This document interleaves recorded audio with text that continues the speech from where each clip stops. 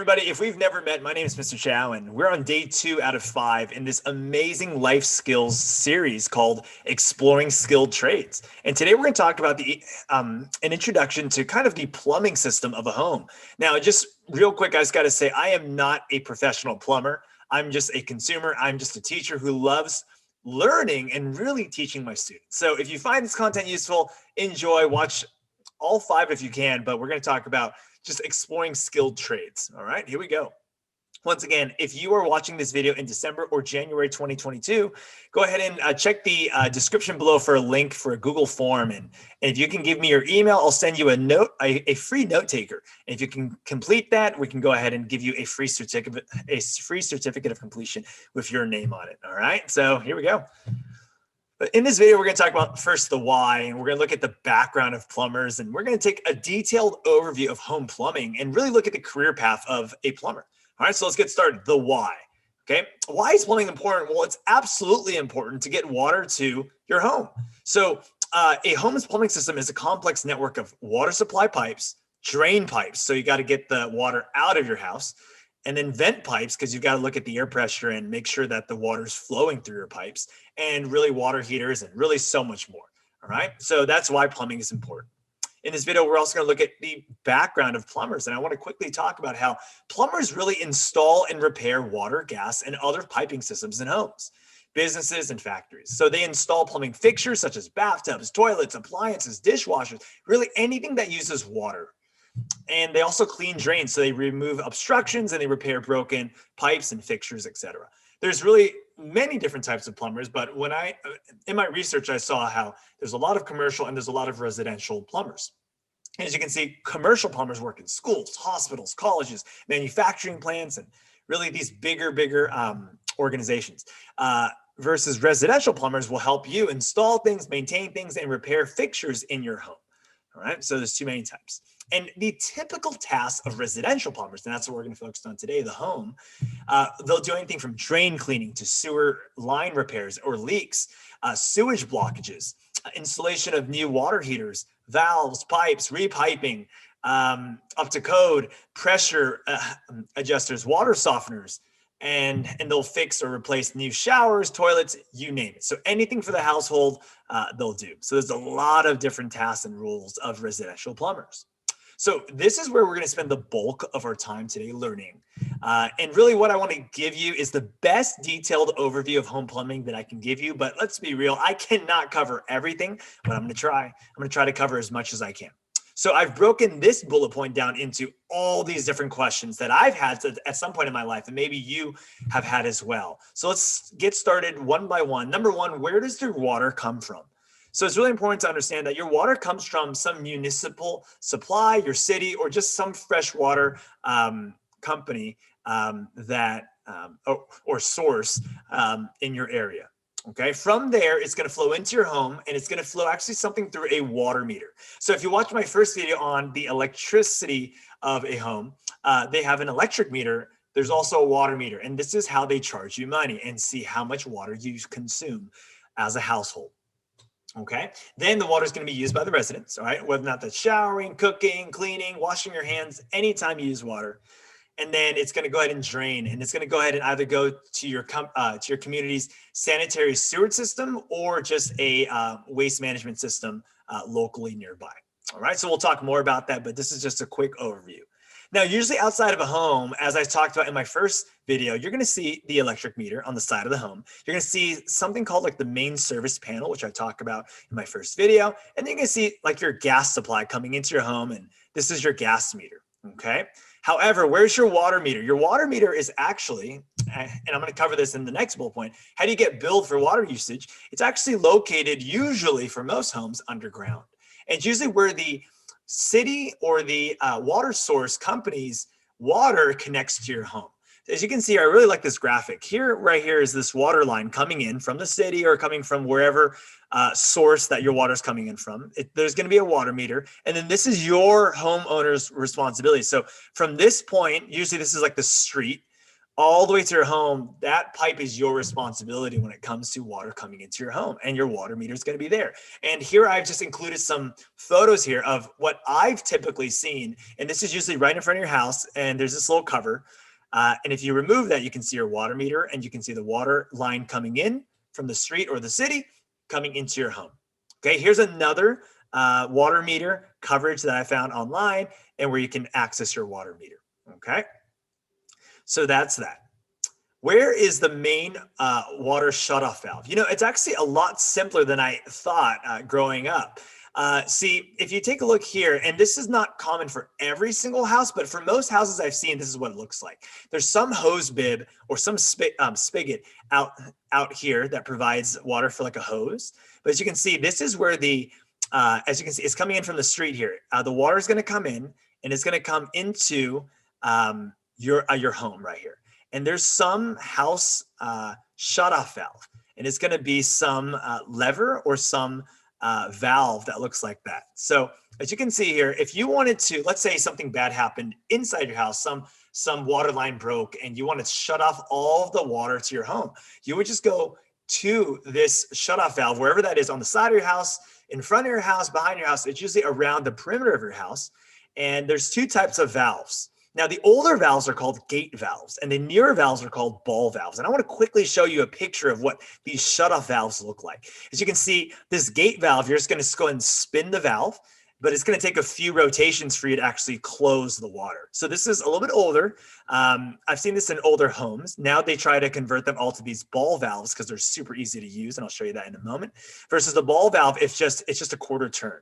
So you're going to go ahead and open it and close. So here's another picture here. So if the water's on, it's going to be kind of parallel to your water hose.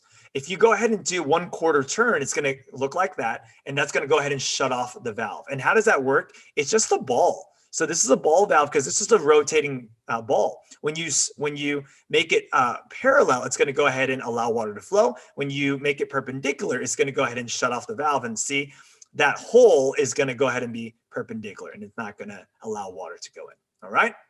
So the main water, so go find it in your home or in your complex. And usually it's pretty easy to access. Now, that's your house valve when it comes to turning off the water. However, there's actually another valve, and usually this is from your company or your city's shutoff valve. And usually that's actually located right next to your water meter. Okay. So once again, your water meter is usually located outside of your home near the street for the water company to access. Okay. But you actually need a special key. So you can't just go down there and do what we did here with our household valve with this little ball valve. It's not going to be that simple. It's going to actually require you to use this tool. It looks like that, for you to actually make a few turns in order to turn it off. Now, they don't recommend that you actually access that. That's usually where the water company will come out and turn it on or off. If you want to turn on your house water, it's usually that valve right there. All right. So hopefully that has helped educate you when it comes to turning off water in your house. Now let's talk about understanding water pressure. And, all of these lessons that I'm giving you, by the way, this is all coming from my experience in terms of when something broke in my house or something like that, and I had to do the research. So I'm excited to share with you this information. When we talk about water pressure, one of the main questions I always had growing up is, when you take a look at these high-rise buildings, how does water actually get to that top level to your sinks, showers, and toilets? Now, the quick answer is water pressure. If you've ever looked at a water tank, like a high tower, like a water tower, or in some cities, it's just geographically higher. So it's going to be like these water kind of like containers, these large containers, but that's how they create water pressure. It's through pumps, or it's through these elevation using gravity to create pressure. Now, normal PSI, so pressure for a home pipe, is usually between 30 and 80 PSI. Now, you don't want to go too low or too high, because that's actually bad for your home pipes, or it's just like, you don't want, like when you turn on your sink, water to be super slow. So you want it usually between 30 and 80 PSI. Now, you can buy a quick $10 water, like a water gauge, and from Amazon or anything like that, about $10, and it can show you the water pressure of your home. So usually like your city will try its best to remain there, but sometimes it's too high or it's too low, and you can actually play around with it. Now, if it's too high or too low, and you may have seen this on homes, it's called a water regulator. So go take a look next time. Next time you take a look at the water coming in to your household, usually for newer homes especially, or for older homes, you can get these installed, like we got ours installed. But this is a water regulator. And in short, I'm going to quickly go over this. You can go ahead and adjust it so that water can be higher or water can be lower when it comes to your pressure. Okay, so hopefully that helps. Understanding with different water pipes. So when you look at a home, and I love this graphic, as I said, water comes in from the source. It's usually from the city or from your company. It's going to go into your meter box, and there's going to be a water meter, but from then it's going to go into your home. Now, if you can take a look here, water, when it comes in from your city or from your company, it's going to be cold. It's going to be just a normal temperature, underground usually. And usually it's going to go first straight into your water heater. And I'll show you more pictures on a water heater in a moment. But you can see, what does your water heater do? It heats your water. So as you can see, when water goes in, water is going to come out hotter whenever you turn on one of these appliances that requires hot water, such as this is your laundry machine, this is your sink, this is your shower, this is your dishwasher. So any appliance that requires hot water, it's going to go ahead and pull from a different pipe. And whenever it pulls from that pipe, it's going to go through this water heater. And whenever water senses that it's going to go through your water heater, it's going to heat it. Okay. And let's say you just use cold water. So for your toilet, for your shower, like just cold shower, this comes straight from the city and it's coming in through that pressurized system. Okay. Now let's talk about pipes real quick. There's a lot of terms that are used when it comes to plumbing: PVC, CPVC, PEX. That's a big one. Copper, galvanized steel, or iron. A lot of the newer homes I've seen now are using PEX. And I want to show you some pictures here. But before I show you some pictures, I want to also just talk about the fundamentals when it comes to framing a home. When you look at how a home is framed, it's really just wood. Okay. Now, a lot of the times you'll see drywall because it doesn't look good if you just have wood structures. So this is the original wood framing. And on top of that, what they do is they put something called drywall. So as you can see, here's the before shot and here's the after shot. So this is what usually looks like in a home whenever you see it. Now, whenever you talk about like I don't know if you've ever seen these home renovation TV shows, but they're like, hey, let's take it down to the studs. Hey, let's take down a wall. A lot of times when they do that, what they have to do is they have to break through this drywall, which can be easily repaired or put back.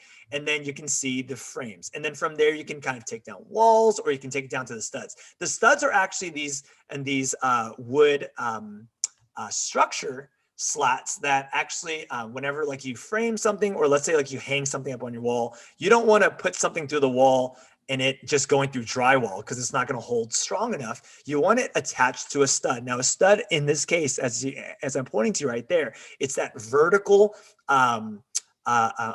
wood beam that can actually hold something a little bit stronger. Okay, so water pipes. Whenever you take out the drywall, between the walls, you'll start seeing the water pipes. And here we see PEX. The blue obviously stands for cold water. The red obviously stands for hot water. Okay. As you can see, I want to show you some more pictures here. Water makes its way through your foundation and really through these wood beams just throughout your walls to get to your appliances. As you can see here, this looks to be a sink that's going to be created. And as you can see, water's coming in or it could be like a laundry machine, but hot water is coming in and cold water is coming in. All right. How does water get heated? Okay, let's quickly talk about this machine right here. It's called the water heater. Now, usually for most houses that I've seen, there's a tank water heater, and I'll talk about tankless as well. Usually gas powered, it can be electric, but as you can see, cold water goes in, hot water goes out. But as you can see, as the gas is using to heat the water, as you can see, whenever you heat water with gas, there's going to be carbon emissions that's going to come out. As you can see, this right here is just a vent out of your house so that the gas can leave. All right. Same thing here. This is your water heater. This is your furnace, which we'll talk about in my third video when we talk about HVAC systems. Okay, tankless systems, it's pretty much the same idea, but now you're not using gas or anything like that. You're using electric to kind of quickly heat it immediately. So once cold water comes in, it's going to be, hot water is going to come out immediately. So it's going to be created on demand versus tank water heaters create a lot of it so that when you use it, it's going to deplete and it's going to create more of it. Okay, tankless, usually electric now. and but it can be gas. Okay, that's tankless. Okay, how does a faucet get cold or hot water? Once again, I'm getting into what I've always wondered as a kid. Like, okay, when I turn that dial on my shower, however it looks like, it could be 2 dials or 1 dial. How does hot water actually come? Well, there's 2 pipes behind. As you can see, this thermostatic valve is going to be connected to whatever dial that you have. So let's say like you move something to the hot. Well, what's going to happen is it's going to pull from the hot pipe. Let's say you move it to the cold, it's going to pull from the cold pipe. And as you can see, this pipe right here is going to be mixed water. Let's say like you want warm water. So hot water and cold water is going to be flowing in at the right rate so that you get a warm water to shower with. All right. Pretty interesting. Now, where does water go after use? You see, drainage is such a big concept when it comes to plumbing, and you have to understand. Now, if you've never heard of a P trap, I know it sounds funny, P trap, because it sounds like it's trapping pee, but it's really not. P traps are these 90-degree angle tubes where you actually trap water in there. Now, why would you want to do that? To prevent the backflow of sewer gas coming back in. So a lot of times if you go into like, let's say like a commercial restaurant, bathroom that smells, it smells so bad. A lot of the times it's because the sewer gas is coming back up. So how can you prevent that? Well, you got to use the sink. You got to use that. Let's say like there's a little drainage. So usually like if you pour some water down there, water can fill this P trap right here, preventing sewer gas from coming up. So the first thing you should know is if you ever look below a sink, or if you look below really a toilet or anything like that, or a shower, you'll see underground, you'll see this little U trap, this P trap, for water to kind of prevent the sewer from coming back. Now, how else does it work? Well, in addition to that P trap, as you can see here in this picture, there's a lot of P traps. There's also roof vents. You know, as a student, I never cared, or I never even knew about these roof vents, but I want to quickly go into this really interesting stuff. If you look on top of any roof of any home or of any apartment complex, you'll see these little tubes. And really it works 2 ways. One, sewer gas goes out, air comes in, but it also allows pressure to allow water to move in these pipes.